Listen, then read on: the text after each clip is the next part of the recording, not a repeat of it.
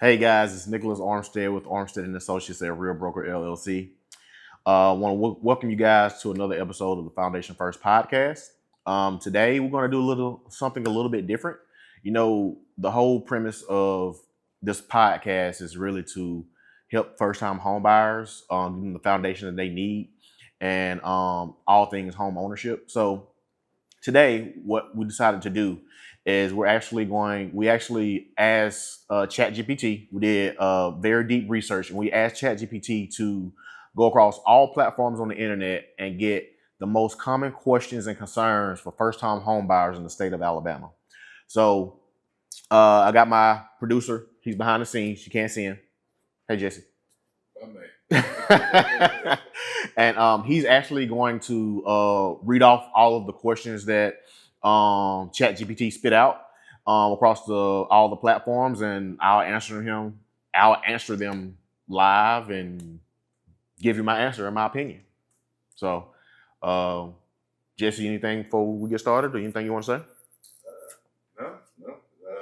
Look forward to seeing how this goes. Okay, cool. All right, well, let's do it, man. So, first question: what credit score do I need to buy a house in Alabama as a first-time buyer? What credit score you need to buy a house?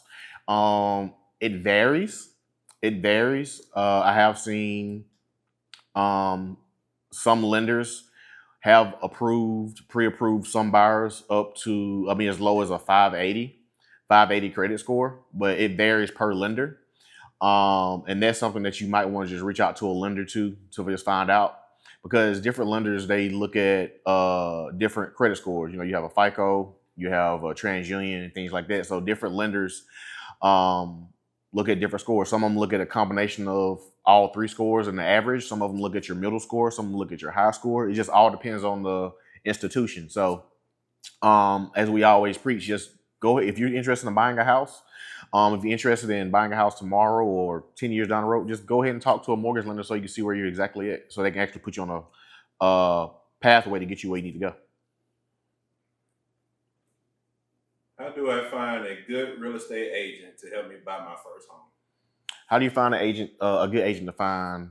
Hold on, say it again now.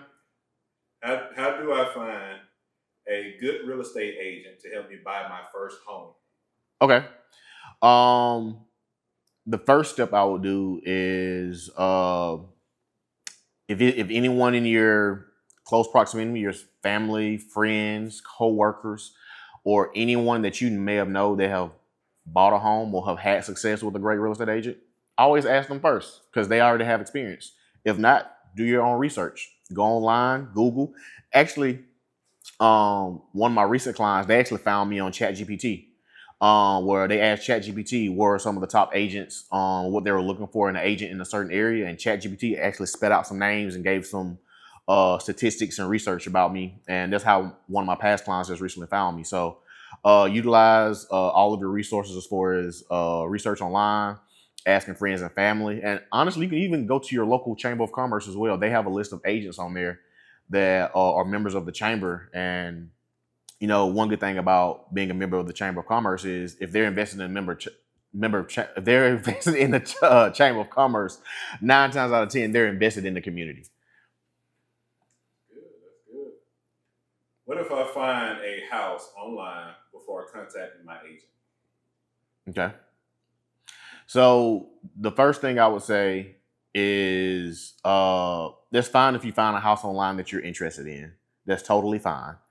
But one thing is contact your agent once you find that agent, because what a lot of clients and consumers don't know, everyone loves this big blue app called Zillow. Everyone loves that app. But what a lot of people don't know is if you go online, if you see a house on Zillow and you say, hey, I want to see this house, Zillow actually sells leads to other agents. So that means if you say, I want to schedule a house, I want to schedule a look at this house, it's going to send your information out to 5 to 10 agents, and all of them are going to reach out to you at the same time. And they may not be your agent. So if you find a house that you're interested in, contact your agent. And if you don't have an agent, contact an agent and find your agent before you actually schedule to look at a house. Do I really need a home inspection if the bank is doing an appraisal on the property? Yes. Yes. In my opinion, yes. So Alabama is what we call a buyer beware state. Um, what that means what that means is in the state of Alabama, sellers do not have to disclose anything about the property. Um, so if you go look at a house and a seller knows that there's foundation issues, they don't have to disclose the information. Now, being a good sport, they probably should, because I mean, you probably should. You don't want to find anything later on down the road. But my thing is, they don't have to. So it is in your best interest, because it's a buyer beware state, to get a home inspection, to get a professional to go look at the house, see if things are up to code, see if there's anything that need to be fixed, or if there's any major concerns. Because I tell my clients all the time, we can look at a house, everything looks good, all the bells and whistles look good, but I don't know if something's up to code. I'm not a builder. I'm not a home inspector. And my thing is, 9 times out of 10, are you going to crawl in the crawl space under the house to make sure that everything looks good when you're looking at a home? Probably not. You may, but probably not. And my thing is, so you want to hire someone that's going to look at those detailed things to make sure that house is up to par and you're eliminating any risk. And just a disclaimer, just because you hire a home inspector doesn't mean that he might not make mistakes. He's still human. But my thing is, you're eliminating as much risk as you possibly can. Do I need to be pre-approved for a mortgage before I start house hunting? Technically, no, you do not. But if you're working with us, yes, you do. because if you've seen previous episodes, you know we don't show homes without actually having a pre-approval letter, and this is why. I told a previous story in one of the previous episodes of how a family went to go look at a home. They weren't pre-approved, and then they fell in love with the home. They in the process of getting pre-approved, and someone else put an offer in and bought the house before they got finished getting pre-approved. And that wife, she was so emotionally tore up that she never wanted to buy another house because she felt like that was her house. So my thing is, yes, you should get a pre-approval. You don't have to, but you should have a pre-approval before you start shopping, because my thing is, how do you know exactly what your mortgage payment is going to be? How do you know if it's actually in budget? How do you know, and if you do like the house, if it's in a competitive environment where there are multiple offers, are you putting yourself in the best position to actually get that home? So technically no, but you should. How much money will I need for a down payment on a home in Alabama? How much money will you need to get it for a down payment in the state of Alabama? It varies. It could be $0, could be $100,000. It just all depends. Now, the reason I say that is because it depends on what type of loan that you're going to get. If you're a first-time home buyer, there are some programs out there that have grants. There are some first-time buyer programs out there that allow you to not put a down payment down. If you're doing an FHA loan, which is it's not an actual first-time home buyer loan. A lot of people think it is, but anybody can use this loan. But a lot of first-time home buyers use this loan because it only requires 3.5% of the purchase price. So an example would that be, if you're buying a $100,000 home, it's only requiring you to put $3,500 down. Now, if you're using a conventional loan, that varies depending on what bank you're going to use. It could be anywhere from 5 to 20%. And if you're using a VA loan for all of our veterans or active military, it doesn't require a down payment. So it really just varies across the board, and every situation is different. That's why I always say, let's go talk to a mortgage lender so we can see what product fits you and how we can best prepare for you. I'm looking forward to seeing what you say with this one. Oh Lord. Do I really need a real estate agent, or can I buy a home on my own? Oh, no, technically you don't. No, technically you don't need a real estate agent. And yes, you can buy a home on your own. But let me ask you this. Do you need your seatbelt in your car? Nah. You don't? Okay, but if you get in a car wreck, what are the chances of you getting hurt? What are your chances of survival? Survival decreases. It decreases. Absolutely. So my thing is, what is your survival rate when it comes to something goes wrong in the transaction? If you're doing it by yourself, if you have no idea what's going on. Good. That's good. So yes, you can. Yes, you can buy a home without actually using a real estate agent. But majority of the population, they have no.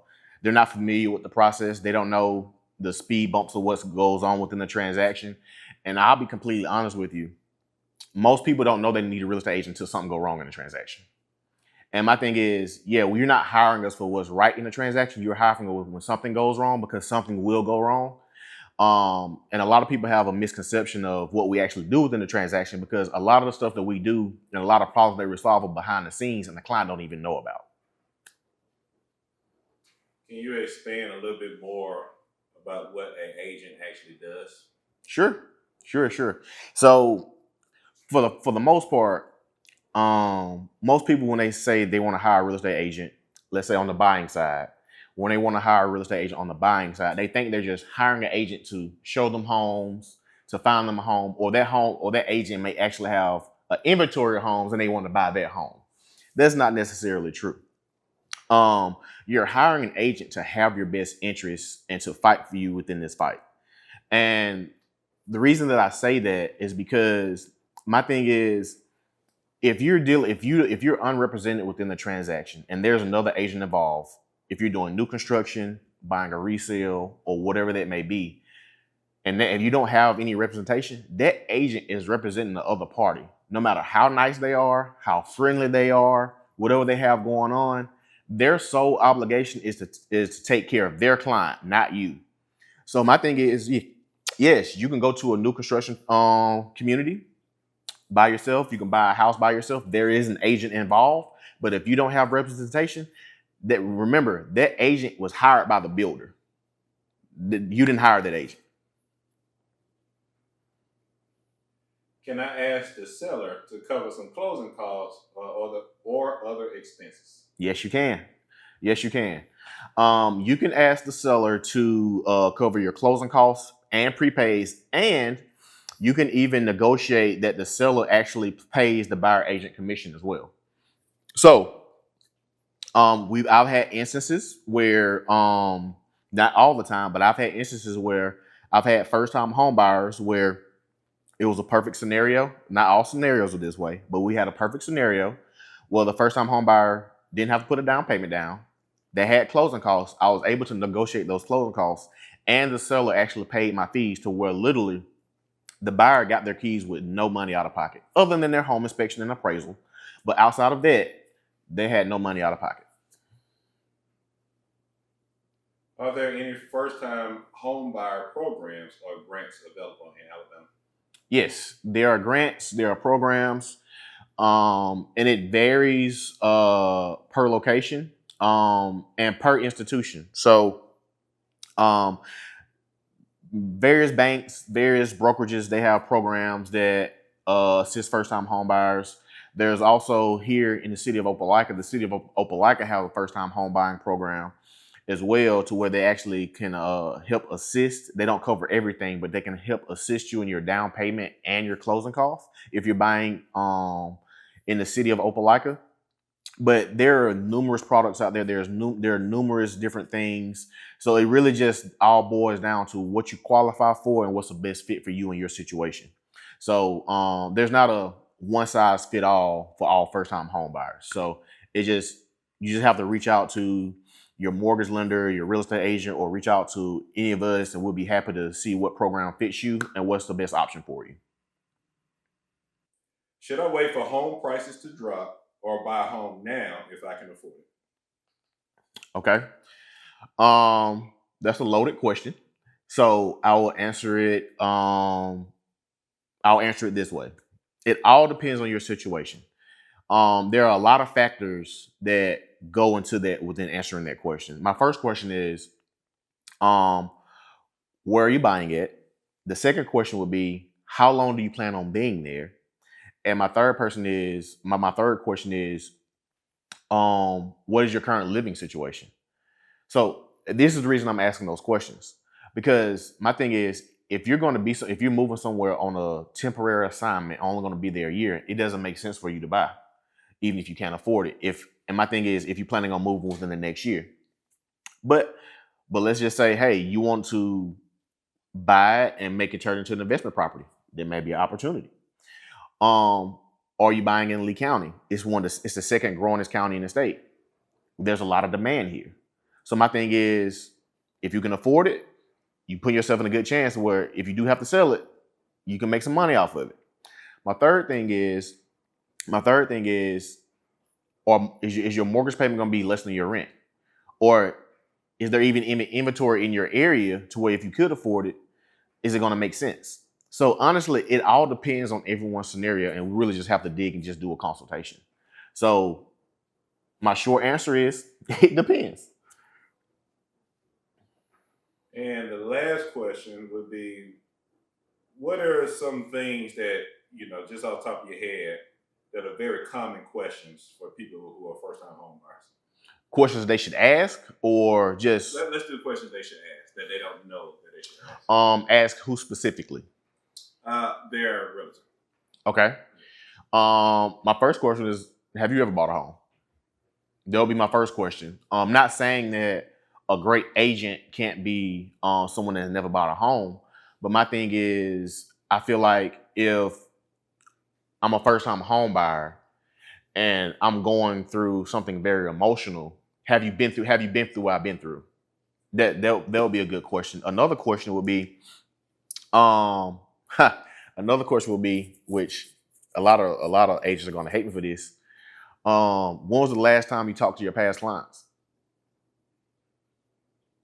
Was it when you sold them a house 10 years ago, or have you talked to them recently? Because that says a lot about the agent, to where were they transactional, were they genuine in doing the process?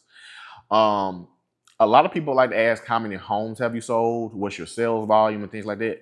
I totally understand that, but my thing is, you can have a lot of people that sells a lot of homes but don't really make a connection. And for me specifically, I like to make a connection with people. But also, yeah, you do want to see if they've actually sold in the homes before they give you any advice. So actually ask how many homes have they sold, and ask them how long they've been in the business. Not that if someone's in the business 30 years or 2 years, but my thing is, just get a full picture of that person. Because my thing is, you can have someone that's in their business been 30 years and they really just laid back. They're not looking for anything. But you may have someone that's 2 years, them only sold maybe 5 homes, but they're hungry. So they're going to be at your beck and call. They're going to answer every question. If they don't know it, they're going to find out. So I think those are some good questions that you should ask, that a lot of agents probably wouldn't be expecting, but will be very valuable to the client. So I think that'll wrap up our day for questions. If you guys like this segment, if you guys really like this segment of answering some of the questions that people are asking out there, we'll be happy to do more of this. I really hope this content was valuable to you guys. As always, if you guys need to reach out to us, all of our information will be below in the